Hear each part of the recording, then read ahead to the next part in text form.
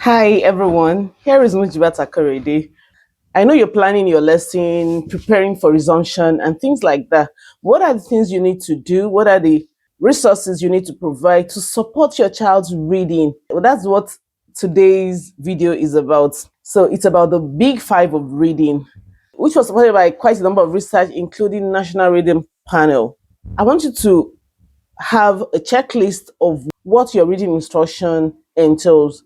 Does your reading instruction include the big five, the phonemic awareness, phonics, fluency, vocabulary, and comprehension? If you have a reading program that does not have any of this program, it means the reading program is incomplete. I need to check and restructure it, replan your reading instruction. So, what is phonemic awareness? Phonemic awareness is the ability to listen, hear, and manipulate individual phoneme, which is the smallest sound. Does your child understand this phoneme? Are they aware? How do you support them? You need to provide instructions that will foster phonemic awareness in terms of environmental sound. They should be able to differentiate environmental sounds, the sounds of car, the sounds of airplane, or the sound of dog barking. They also should be able to understand the sounds of body like tapping, tapping, things like that. So this fosters their listening skills. How about instrumental sounds? They should be able to understand and differentiate when they hear the sound of a drum, then they should be able to compare it to other sounds of drum, or the sound of violin, or the sounds of trumpet, and other instrumental sounds like that.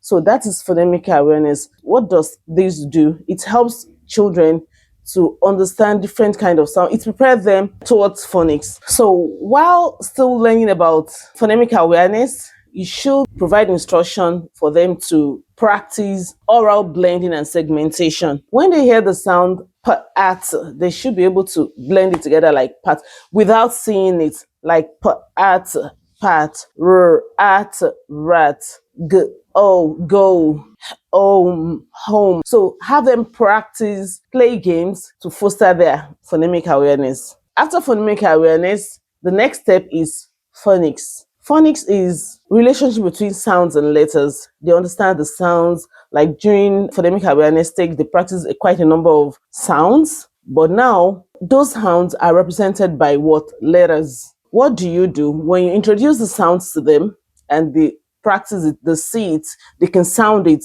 then you introduce the letter, the written form of the letter.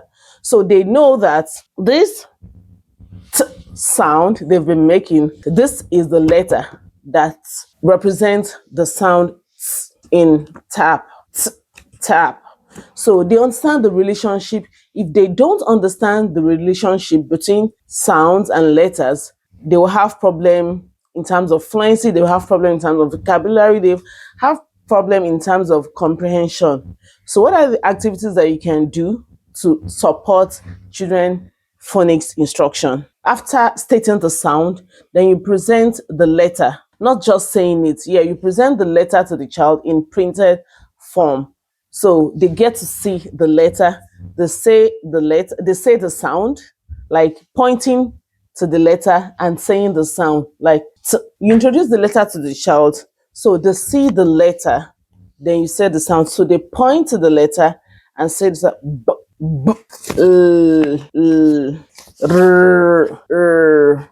r, so you introduce the letter so that they get to recognize the letter. So they understand that this is the sound this letter is making. So they can correspond the letter and sound, letter sound correspondence or grapheme phoneme correspondence. When they master a couple of letters, you don't have to wait till they memorize all the letters of the alphabet. Once they are able to master 3 to 4, they can start blending. Blending is a way of smoothing the sounds together to read. So you blend to read. So you can have like this, you have p at, p at, pat, pat, p at, pat.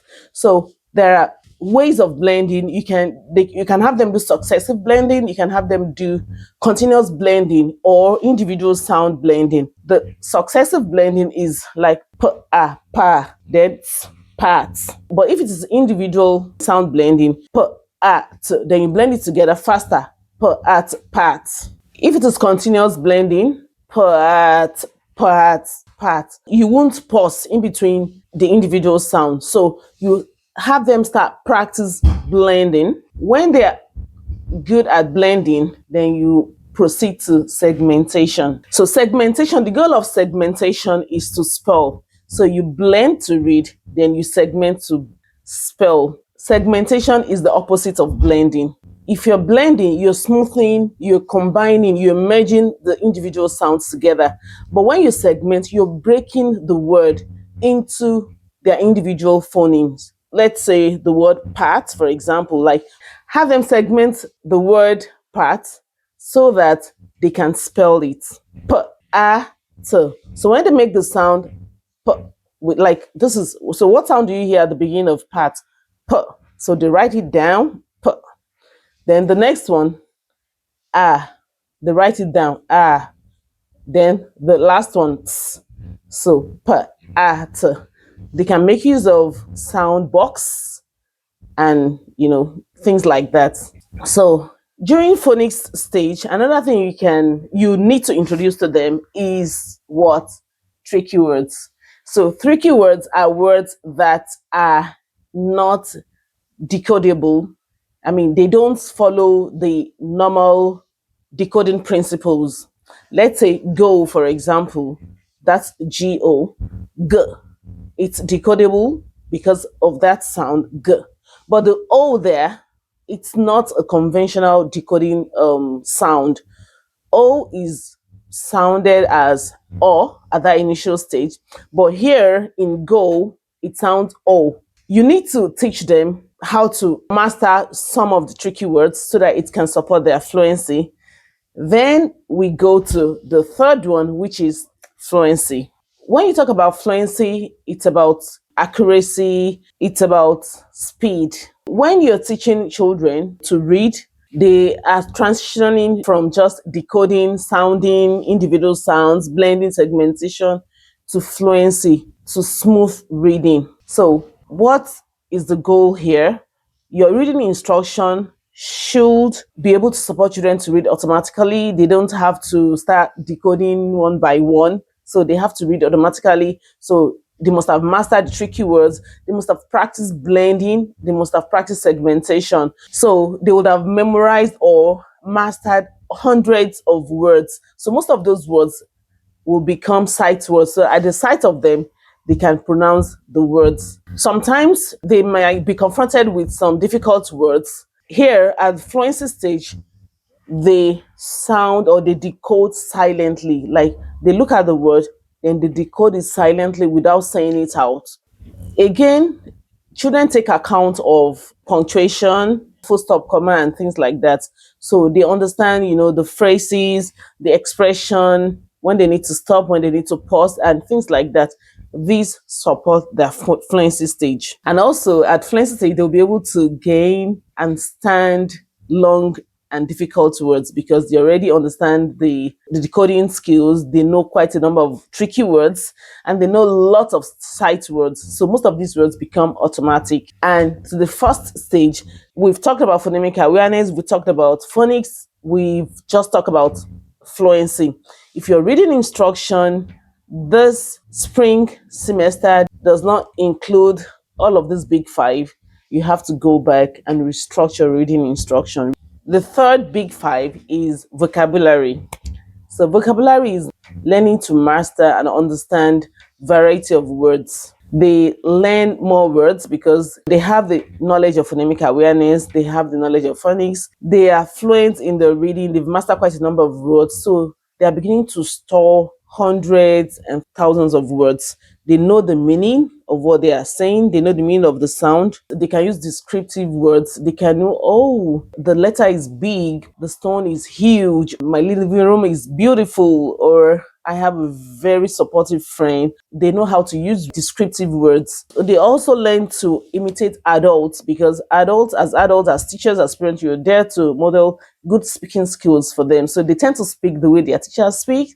They tend to talk the way their teacher or parents also talk. So as adults or teachers, you must provide literacy rich environment for your children. The importance of this stage helps children to move from just mere decoding and fluency to actually understanding the context of what they're talking about, and they use it religiously, they use it with joy and happiness because they already understand what they are talking about. And the final one, which is the ultimate goal of reading, is comprehension. Please, if you don't really understand what you're talking about, if you don't really understand what you're reading or what people are saying, then there is no communication. So what is important is for you to understand the text you're reading, for children to understand the text they are reading. So if I'm reading or I want to prepare for a test and I really don't really understand what I am reading, so I will just be reading for nothing, then it won't be enjoyable because I don't really understand what I was reading. So I won't enjoy it. So at comprehension stage, you're moving from learning to read to reading to learn. You read to learn, not just learn to read. So this is the stage we want to move our children, our students to. If they are not yet at this stage, it means we still have a lot of work to do, a lot of planning to do. What are the things you need to do? You activate prior knowledge by linking information to what they already know. When you're describing a word, for example, you can relate it to a scenario that already happened or that they are aware of. So you link your instruction to the prior knowledge so that they can connect the dots. You can ask questions like, what do you think the author was trying to say? Or why do you think this situation happened?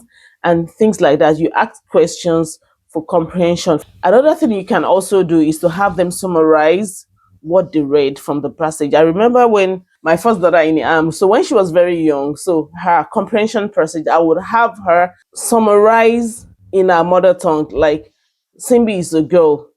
She would tell me like Obirin is Simbi. So I made her understood what she was reading.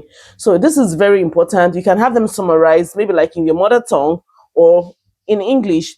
So what is the, like, summarize the whole thing. What did you read from that? Or have them read. Then another thing you can also do is to have them retell the story. When they retell the story, it fosters comprehension, it fosters understanding. So those are the big five of reading. We talked about phonemic awareness, ability to hear, identify, and manipulate individual sounds. The second one is phonics. We talked about how you can support children to have the knowledge of grapheme phoneme correspondence. Then also how to foster fluency, speed, and accuracy. The third one, which is vocabulary development.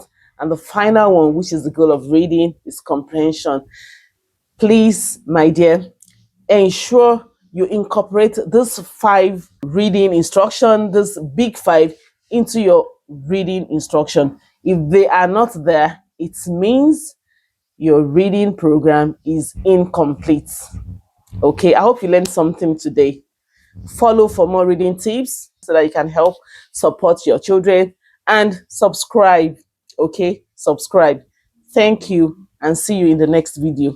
Bye.